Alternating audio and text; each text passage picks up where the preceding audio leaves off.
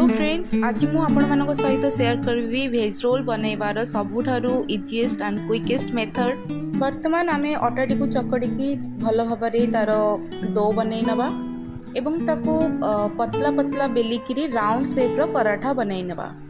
पराठा बनी सारा परे आउ एक कड़ाई रे आमे किछि रिफाइंड ऑयल नबा। सेथिरे आमे सीजन चटनी, टमाटो केचप, गरम मसाला आउ स्वाद अनुसार किछि लूण को ऐड करबा। ताकू भल भाव में घांटी नबा एवं सेथिरे आमे आगुरु फ्राई करी रखा जायतवा पनीर गुड़ को छाड़ी भल भाव में मसला सहित मिक्स करी नेबा। वर्तमान गोटे प्लेट रे गोटे परोटा को रखी ता ऊपर बना जायतवा पनीर मसला को रखी सेथिरे आमे कटा जायतवा बंधा कोबी एवं प्याज को देबा एवं ताकू भल भाव में रोल करी नेबा।